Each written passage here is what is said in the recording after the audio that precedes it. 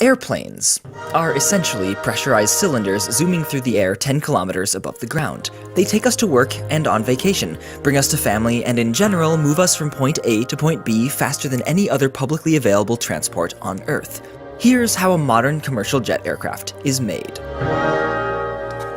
So, it's a beautiful fall morning and I am getting ready to get on an airplane to go to France to learn about airplanes.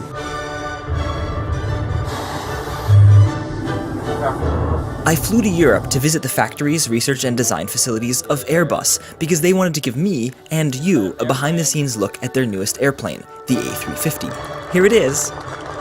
But before the first flight happens, even long before the first rivet is set, a team of thousands of engineers and designers spend years developing the design for both the aircraft and how it'll be manufactured.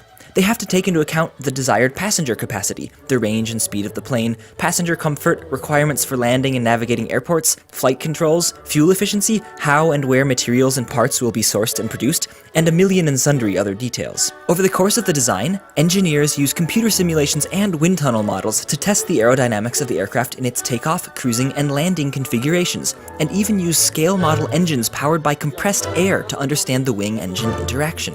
Fluid dynamics is freaking complicated. All of the various systems have to be independently tested, the wing flaps and the landing gear deployment and the engines, and so on. They even shoot several dead ducks into the engine at high speed to make sure it can continue to provide thrust if it encounters a flock of birds. Once a plane is designed, the parts, all 2.65 million of them, have to be manufactured and assembled, some by Airbus itself, and many, like the engines and landing gear, by outside contractors. In the case of the A350 aircraft, the wing tops and bottoms are made in an additive process using carbon fiber-infused resinous tape, which is then cured in a massive oven until it becomes stronger and lighter than steel. Let me say that again. That is going to be an airplane wing, made out of tape. The wing boxes are assembled and fitted with electrical, hydraulic, and fuel systems, painted, and then the flaps, slats, and ailerons, the things they use to steer, are added. The ginormous tail fin is constructed in a similar fashion. The fuselage, and rear pressure bulkhead are built separately, again out of carbon fiber composite materials, and are wired and outfitted with instrumentation and hydraulics.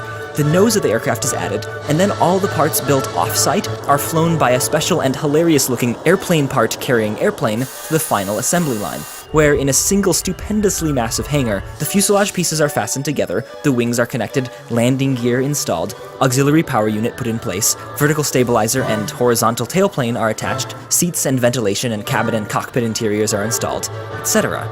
Finally, at the very end, it's time for the engines. They're the most expensive part, so they're put on last. The plane then undergoes in-flight testing to make sure all the systems are working as intended. When a new aircraft is being developed, the first few planes built are covered with sensors and tested extensively to the range of their limits.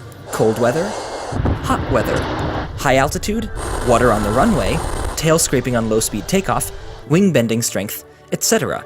And in addition to this extensive prototype testing, every single plane that comes off the assembly line is taken on its own test flights.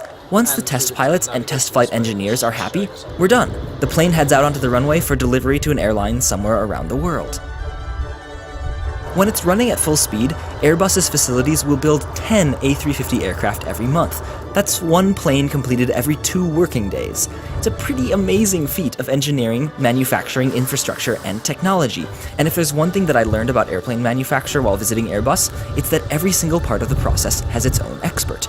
There are air traffic control experts, seat experts, wing flap experts, wind tunnel engine model experts, and even carbon fiber recycling experts. All so that you and I can get from New York to London in a few hours instead of a few days.